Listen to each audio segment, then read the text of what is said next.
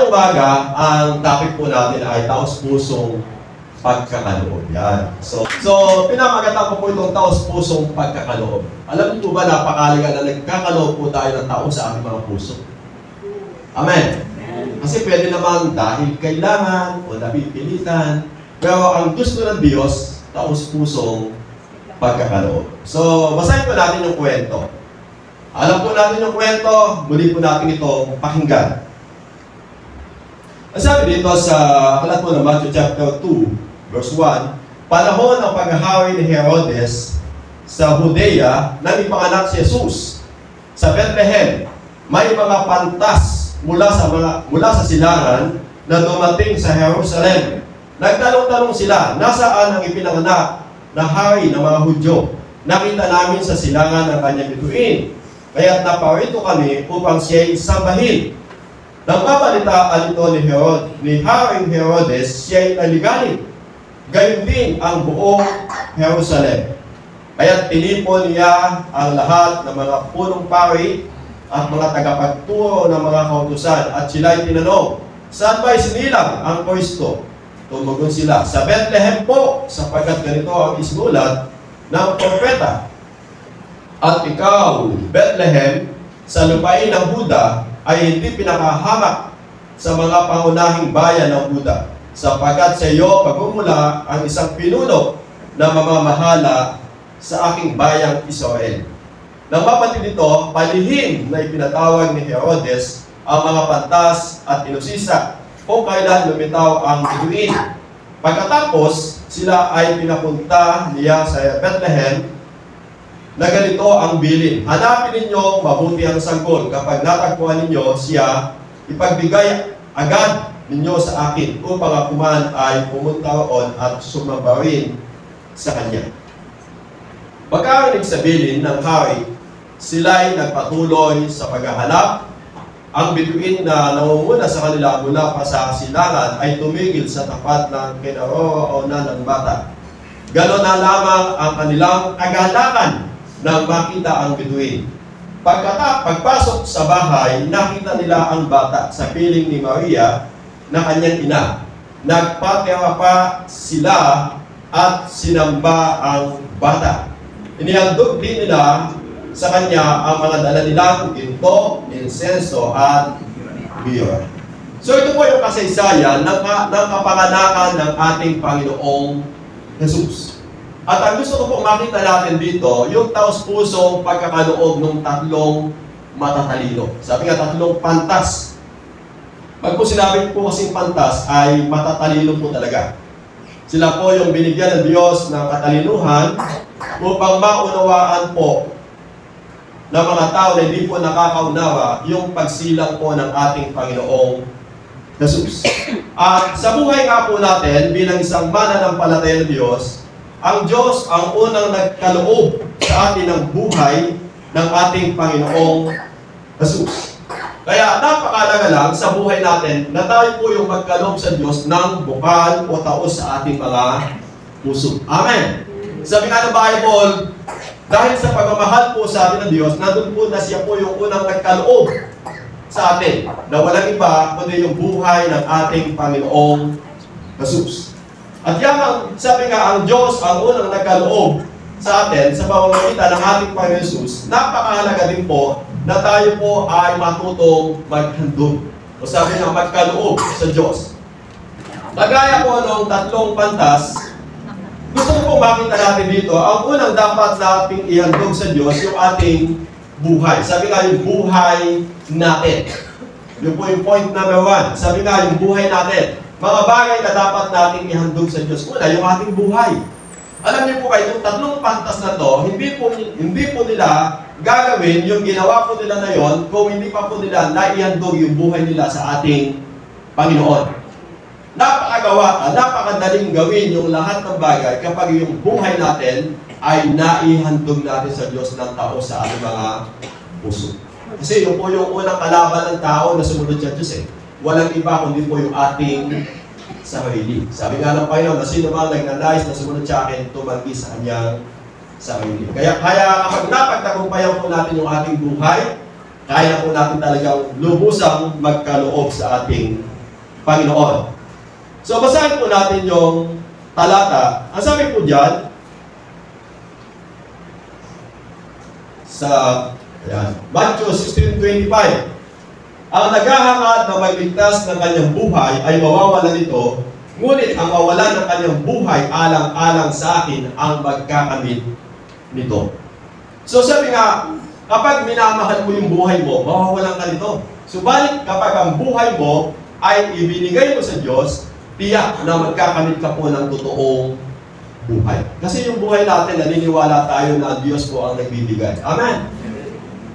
Kagaya po ng ating Panginoong Jesus, ibinigay ng Diyos yung kanyang buhay. Kaya po tayong mga tao na natutong sumampalataya sa Kanya ay nagkamit ng pangako ng Diyos na kaligtasan at buhay na walang hanggan. Amen! Kaya kung yung buhay mo, ibibigay mo sa Diyos, bibigyan po ito ng totoong buhay. At sabi nga, hindi lang po totoong buhay, kundi magkakamit ka ng pangako ng Diyos na buhay na walang hanggan. Kaya yaman tayo po ay kumilala na po sa Diyos, nanampalataya po sa Diyos. Ang sabi nga dito ng Bible, na ating pinag-aaralan, taos puso natin ipagkaloob sa Diyos yung ating mga buhay na. Amen po ba doon? Amen. Na kung minsan, bagamat dinadaya po tayo ng kaaway, tinakamad po tayo kung minsan. Di ba? Lalo na po pag-araw po ng linggo. Kung minsan may mga kaisipan na pumapasok sa aking kaisipan. Sino ba yung uunahin ko kapag linggo? Yung Diyos ba? Yung gawain ng Diyos? O itong labahin? Kung minsan gano'n eh. O itong binyagan? Itong kasalan? Ano pa? Ito po ba yung mga okasyon? Mga pistahan, di ba? O Christmas party, di ba? May mga ano eh, may mga kung minsan pumapasok o may mga nagiging kasabay. Subalit kapag yung tao, naibigay na po niya sa Diyos yung kanyang buhay na taos-pusong pagkakaloob ng kanyang buhay, wala na po siyang ibang iniisip, kundi paglinggo sa Diyos. Amen! Dahil sabi nga, yung Diyos ang nagbibigay ng ating buhay. At kung loloobin ng Diyos, pwede pa po niyang bigyan tayo ng additional na buhay. Amen! Kagaya po ni Sikayas, di ba? Mamamatay na po si Sikayas. Sabi po sa kanya ng isang lingkod ng Diyos, mamamatay ka na, yanda mo na yung buhay mo, yung pamilya mo, yung pamumuno mo, magpaalam ka na. Kaya lang, noong mga sandali na yun, ang ginawa po ni Sikayas, umiyak po siya, dumalangin po siya, Diyos, nakita mo kung paano ako nabuhay bilang isang lingkod mo. Kung paano ako naging tapat sa iyo, yung buhay ko. At alam niyo po, sabi ng Bible, hindi pa nakakalayo si Isaiah, sinabi ng Diyos, kaya Isaiah, bumalik ka. Nakita ko yung pagluhay ni Sikayas, nakita ko yung kanyang, napakinggan ko yung kanyang panalangin. Sabihin mo sa kanya, gagaling siya doon sa kanyang sakit. Bibigyan ko pa siya ng additional na 15 taon. Amen!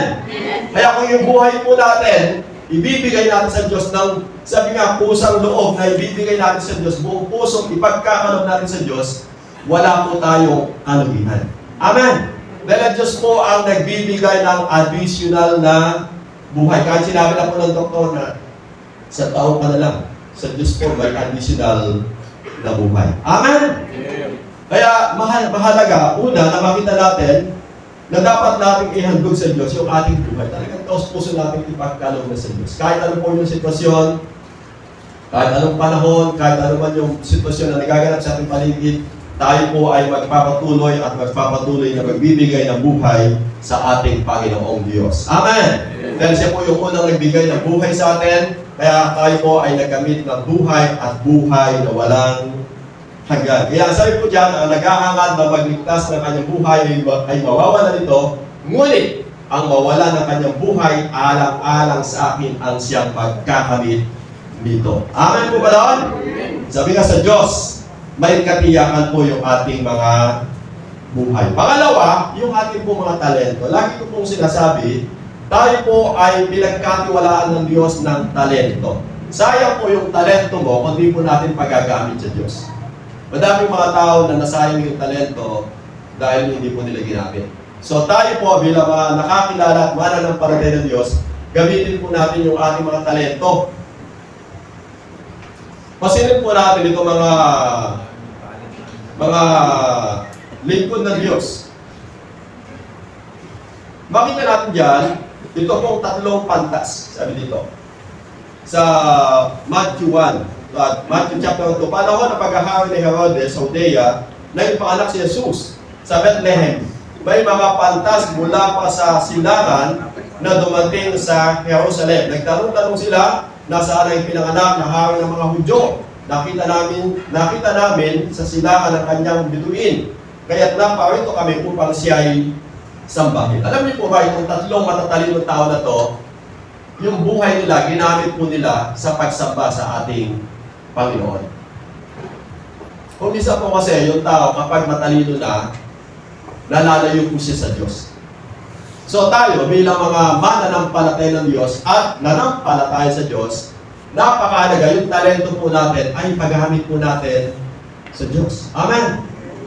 Huwag po natin ipagmalaki yung talento. Kasi kung hindi ka po binigyan ng talento, wala po tayo. Sabi nga po ni King David, sa iyo nagmumula ang lahat ng bagay. Sa Diyos po nagmumula po yung lahat ng bagay. Kung matalino ka ngayon, biyaya po yan ng Diyos.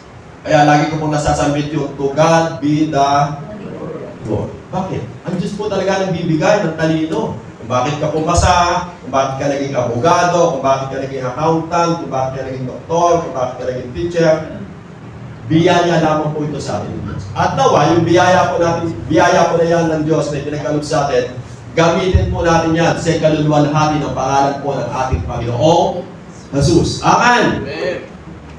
Alam niyo po, bahagi ng buhay po ng tao, yung mga talento po na yan, upang sabi nga, mabuhay po tayo dito sa ibabaw ng lupa. Subalit, nawa, sa mga talento po na yan, maitaas yung pangalan po ng ating Panginoong Jesus. Maitaas po natin yung pangalan po ng ating Panginoong Jesus. Kaya, natutuwa po tayo doon sa mga, halimbawa, natapos po sila ng mga doktor, nagkakaroon po sila ng mga medical vision, upang yung mga tao na wala po kakayahan ay mapagaling sa tulong ng Diyos at sa pamamagitan nila. At higit po sa lahat, binabahagi po nila yung mabuting balita po ng ating Panginoon. Yung iba naman po, yung mga negosyante, sabi nga, iniipon po nila yung mga pera po nila, tapos gumagawa din po sila ng mga mission, tumutulong, at mula din po doon, ibinabahagi po nila yung salita po ng Diyos. Ang pinakamaganda po kasing layunin ng isang tao, mula doon sa kanyang kalagayan, maitaas po yung pangalan po ng ating Panginoong Jesus. Kasi yun po yung pinakamahalaga na nagawa mo at magagawa mo habang ikaw po ay nabubuhay. Mula doon sa talento mo, mula po doon sa kakayahan mo, patuloy na may mga tao kumilala, manampalatay sa Panginoon, at maitaas yung pangalan po ng ating Panginoong Jesus. Amen po ba doon? At sa Bible, meron nga po pinagkalooban ng isang talento, 2 talento, o 3 talento, o 5 talento. Ang mahalaga po doon, yung mga talento na yon, ginamit po nila. Kaya nung dumating po yung panahon na sabi ng Bible, ikaw na mabuti at tapat na alipin, na pagkatiwalaan ka sa maliit na bagay, pagkakatiwalaan kita sa malaking bagay. Kaya sa buhay po natin, yung mga talento po natin, gamitin po natin ito sa ikaluluwalhati ng pangalan po ng ating Panginoong Jesus. Amen!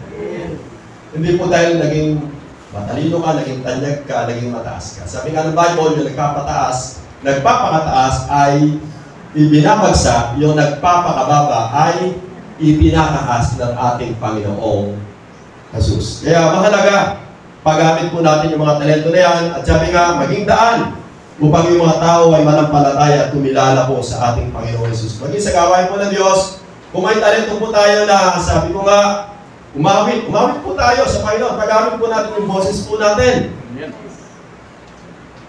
Kung may kakayahan po tayo tumugtog, paggamit po natin sa Panginoon. Kung may kakayahan po tayo sumayaw po tayo sa Panginoon. Amen.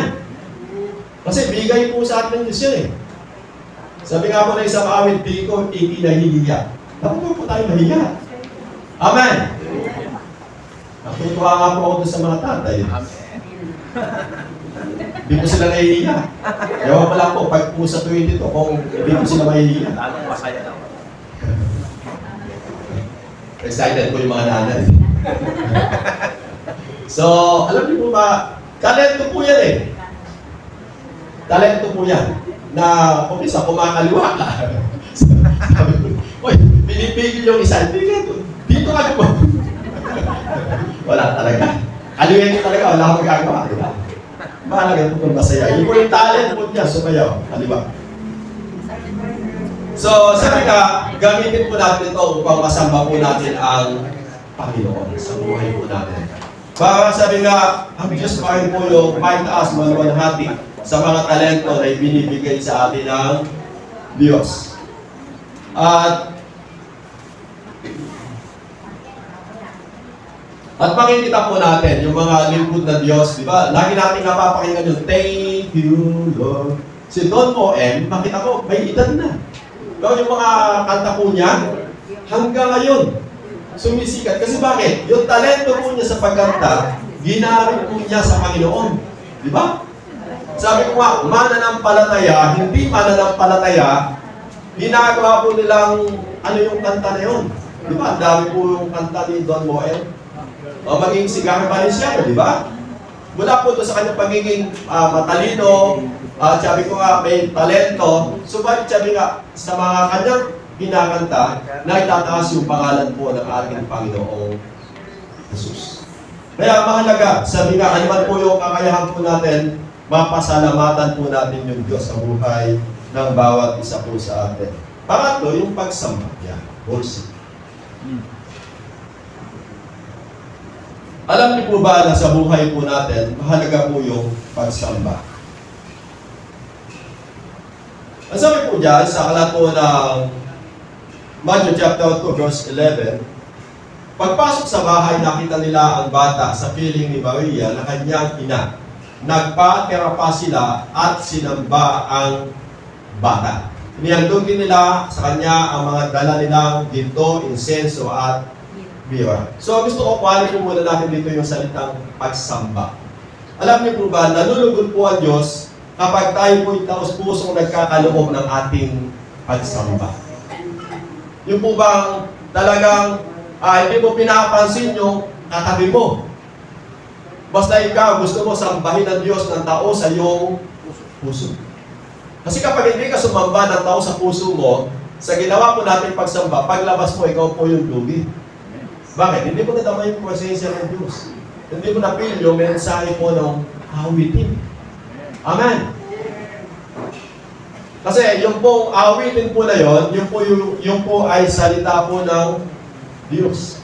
At alam niyo po, sa buhay po natin bilang isang mananampalataya ng Diyos o bilang isang tao, may melody po tayo sa ating katawan. Kaya kapag po yung kanta, naiintindihan mo, sumusunod po yung ating katawan. Kaya kung minsan kapag natouch talaga yung puso mo sa mensahe mo ng awit, hindi mo napapansin, umiiyak ka, di ba? O kaya hindi mo napapansin, itinatas mo yung kamay mo. Kasi, bakit? May melody po tayo sa ating katawan eh. Kahit kung minsan nga sa sasakyan eh, nakaupo ka sa sasakyan, bigla na lang may mapakinggan kang tugtog, hindi mo napapansin, gumagalaw pala yung paa mo, di ba? Kaya yung kamay mo, gumagalaw. Bakit? Meron po tayo kasi ano sa katawan, melody. O sabi nga, tibok ng awitin. Kaya kapag tayo po'y sumasamba, natouch po yung puso natin, makita mo talaga yung iba lumuluhod, yung iba talagang tumataas po yung kamay, yung iba ay umiiyak. Bakit? Taos puso po kasi yung kanilang pagsamba. Kaya every Sunday, mahalaga po talaga na ibigay po natin yung the best na pagsamba sa ating pong Panginoon Diyos. Amen po ba doon? Hindi po hindi dahil Sunday, nakakaya naman, hindi ako pupunta sa church. Hindi po gano'n. Gusto ng Diyos, mula po sa iyong pag-alis sa bahay, makita niya yung puso mo na gusto talagang sumamba at sumamba sa ating pong Diyos. Kaya makita natin dito yung tatlong matatalino. Nung nakita po nila yung bata, sabi dito, nagpatira pa sila at sinamba ang bata. So napakalaga, sabi ko nga sa buhay po natin, yamang tayo po ay sumampalataya na at tinanggap natin yung Panginoong Jesus sa ating mga buhay, napakalaga na maging puso na po natin o maging buhay na po natin yung salitang pagsamba sa Diyos. Sabi ko nga, bilang isang mananampalataya ng Diyos, maging awitin na po natin yung awiting pagsamba sa Diyos. Kahit saan ka, kahit na nasa sasakyan ka, di ba napakaganda na yung awitin mo na inaawit talagang pagsama sa Diyos. Natutuwa yung Diyos, nalulugod ang Diyos, maging yung mga tao na nakakapakinig sa iyo, natutuwa sila. Napupus-pus po sila. Kasi ang kinakanta mo, yung patungkol sa Diyos. Amen! Hindi po yung kanta, may pakanalo yan. Wow, nagiging ka. Ba't pa kayo tayong kumanta? Diba? So, sabi nga ni Apostol Pablo, naway lahat ng ating lalabas sa ating mga bibig, lahat ng ating sinasabi, ay makikinabang yung lahat ng mga tao na makakapakinig sa atin. Amen po ba doon? Nung minsan nga ako, nag-Christmas party kami, sinubukan ko mag-video, Kaya lang, tinignan ko, pagkatapos, yung score ko, 2 loop. Wala akong naintindihan itong video, Matagal kong pinag-iisipan. Tapos kinanta. Pagdating mo sa dulo, siyo, sabi ko, wala ka ako talaga pag-asa. At least, kumanta ako sa Panginoon. Kinanta ko ba naman yung natutulog ba ang Diyos? Yung mataas pala, yung gagawa siya. So, yung po bang gano'n, kahit na wala kang kakayahan na kumanta, ang mahalaga, na itataas po yung pangalan po ng ating Panginoong Jesus. Amen! Nasasamba po yung Diyos sa iyong buhay. Kaya itong tatlong matatalinong tao, alam nila yung kanilang dapat gawin. Nasabi nga dito, sinamba po nila yung ating Panginoong Jesus. So sa buhay po natin, napakahalaga na lagi nating sinasamba yung Diyos sa buhay natin.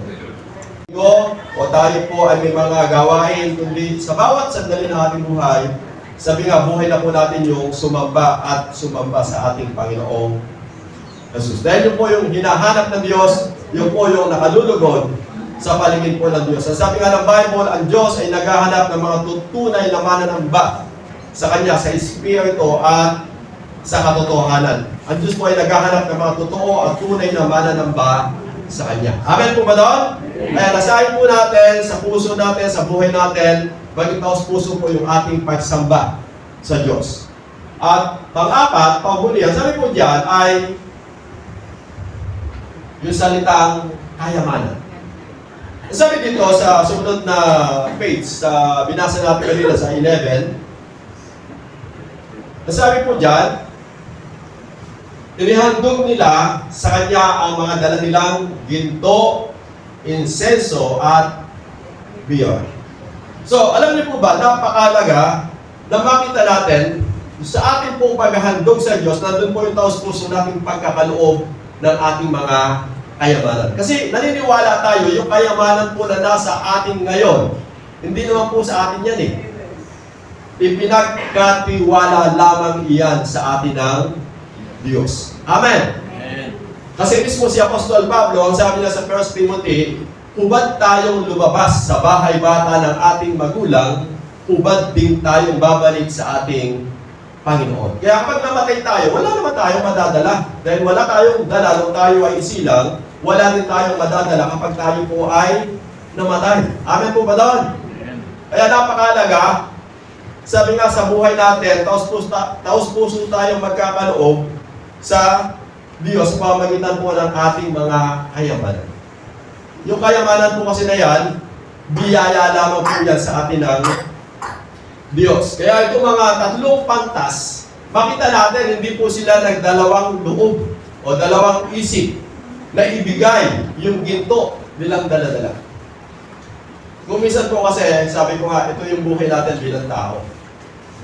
Na kapag yung pananampalataya mo talaga ay hindi pa talaga taos, lalo na sa salitang pagkakaloob, kung minsan napipigilan po tayo. At yan po yung ginagawa ng kaaway sa buhay po ng isang mananampalataya ng Diyos. Kasi naniniwala tayo sa salita ng Diyos. Sabi niya, magbigay ka at bibigyan ka ng Diyos ng siksik, liglig at umaapaw. Ang sabi naman po ni Satanas, huwag kang magbigay. Kasi kapag nagbigay ka, tatanggap ka po ng masaganang biyaya at pagpapala na nagagaling sa Diyos. Kaya kung minsan, hinahadlangan po tayo ni Satanas.